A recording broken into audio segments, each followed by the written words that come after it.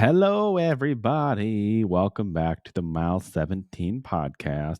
This is Colton, your host.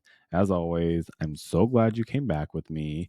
I have a short little episode here for you today, but this is definitely near and dear to my heart. And I really want this one to be taken seriously. And maybe you can learn something from this and take it with you into your own life and maybe pass it on and help somebody else because this is some heavy stuff.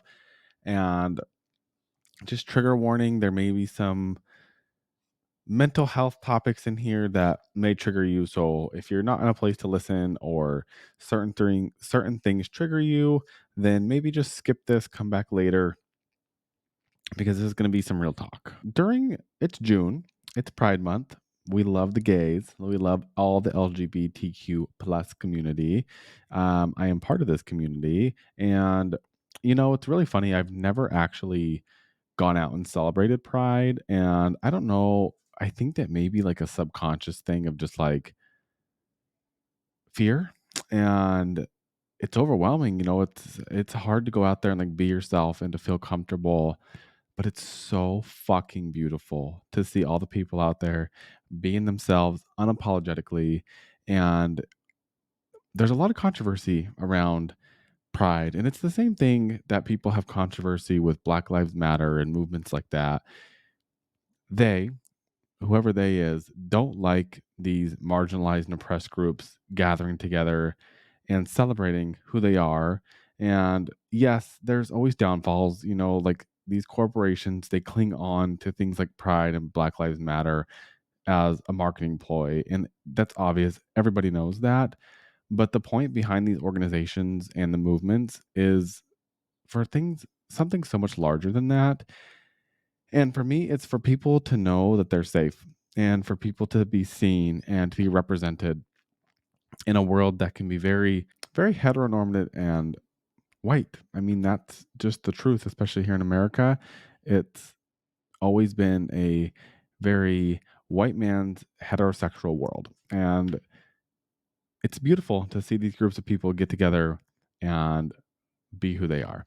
So I actually wrote a little essay today because it's hard to formulate words when talking about this. And so I felt like writing this out on paper would just really help me kind of gather my thoughts. I put it into kind of like a little essay format, and I'm just going to read it to you. And then maybe when I'm done, we can kind of talk about it. And that's going to be the episode today. And yes, I'm back in my apartment. I'm not in the studio today because I had a hard time prioritizing all this. And well, because I've been busy and I didn't prioritize enough time to go down there and bring all my stuff and record.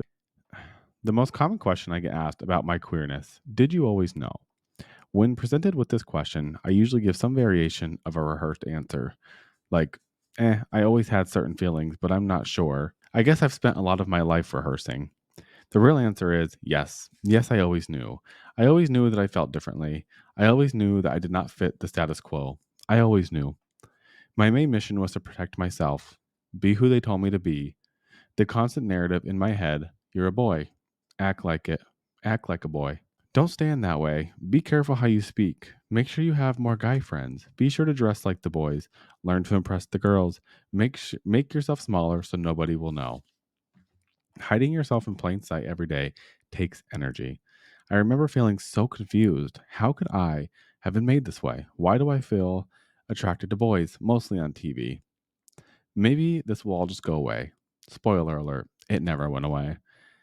Celebrating Pride, wearing pride flags, festivals of people showing up decked to the nines in rainbows, that is what I needed.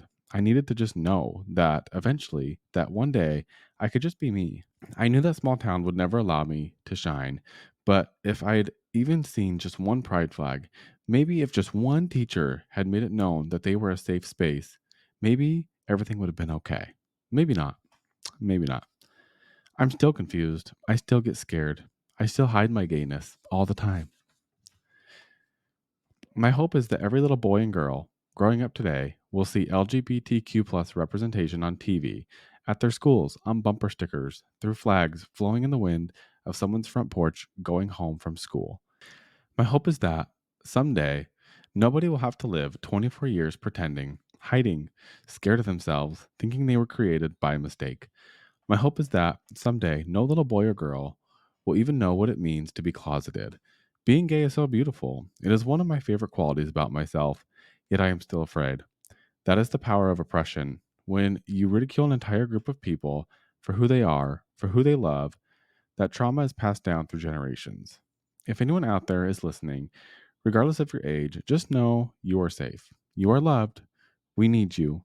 The world needs you, exactly as you are. This is not a cry for sympathy. I actually don't want your sympathy. There is so much more work to be done. If your kids are confused by the two men kissing or the two girls walking and holding hands, there's work to do. So, this month, if the pride flags are triggering you, if you can't understand why they have to shove it down your throat, if you think they're being too much, here's your answer. Because the closeted 13-year-old who thinks about killing themselves because their family talks about the faggots knows they'll be rejected from their own blood if they speak up. Because the 22-year-old who has never identified with the gender they were assigned at birth doesn't know if they'll ever be able to express themselves.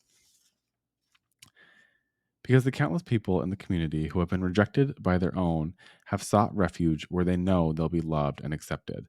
Because the little boy who loves Barbies and wants to paint his nails, the little boy who doesn't want to go outside and get dirty, the little boy who doesn't want to hang with the boys but wants to hang out with the girls, that little boy who needed someone to wave their pride flag.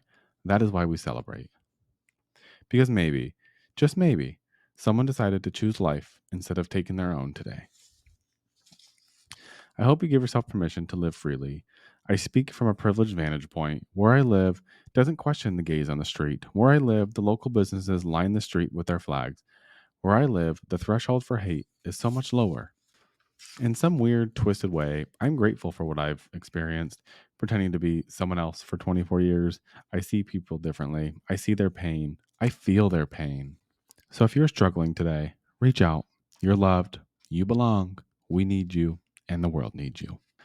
So those were my words today. That's where I'm at in this healing journey. I've I feel like I've come a long way and it's not been easy. It's actually been very difficult, very complicated. There's a lot to it. It's not just you come out and tell everyone you're gay and everything's better. It's there's a lot of internalized homophobia that I gathered over the years through my own experiences and being afraid to be who I am. In that process, I learned to be afraid of the gay culture and to be afraid to embrace this part of life.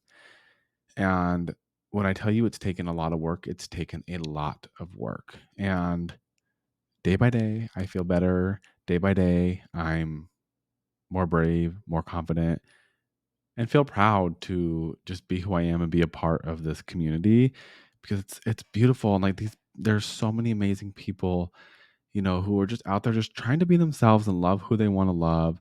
And when you hear constant things like the biggest one for me is being tolerated.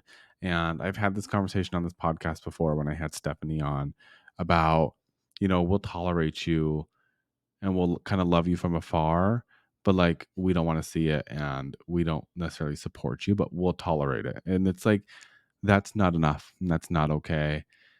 Like we all just want to be loved for who we are. We want to be able to express who we are. And just because you can't understand somebody else's point of view and you can't understand why somebody doesn't identify with a certain part of themselves that you identify with, that's not fair for you to throw shade at them and not allow them to live their lives. And we're seeing this a lot today, more with the trans community, are people who just want to be themselves. Like they just want to feel like themselves. And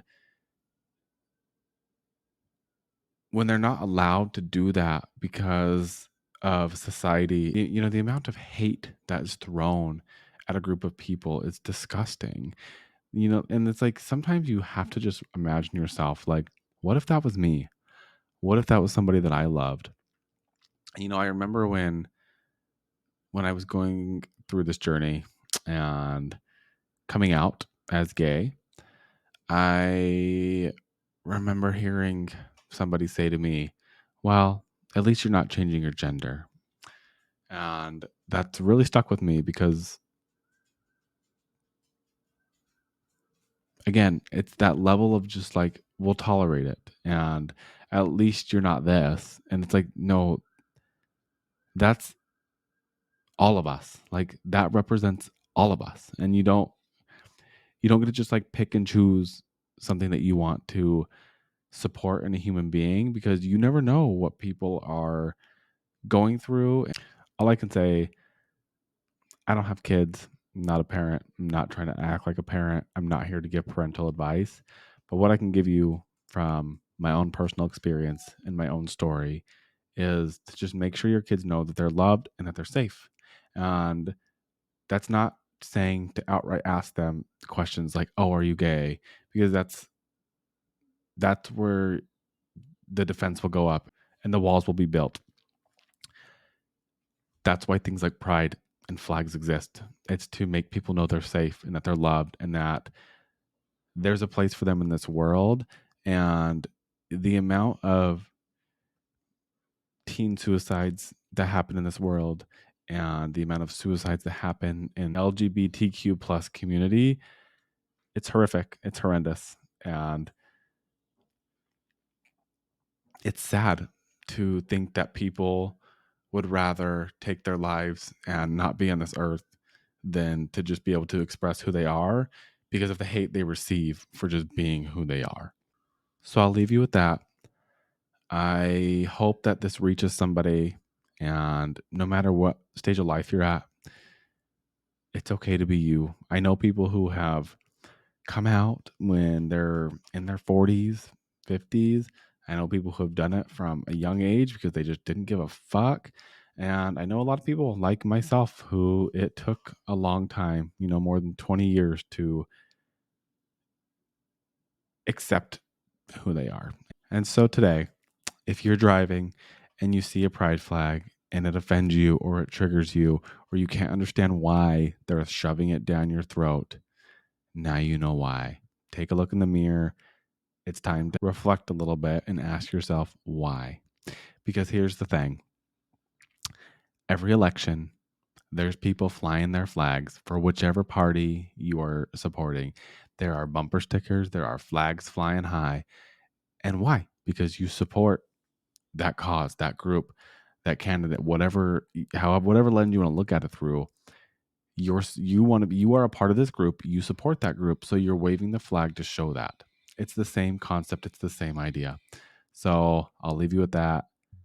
Happy Pride, happy June. I love y'all. Thank you so much for listening, and I hope this helped somebody. And if there's somebody in your life that you may think is struggling or you think may relate to this or this might help, just pass it along to them. And I hope that this reaches somebody and makes you know that you're safe and you're loved and that you belong here. So I'll leave you with that. I'll catch you guys later. Bye.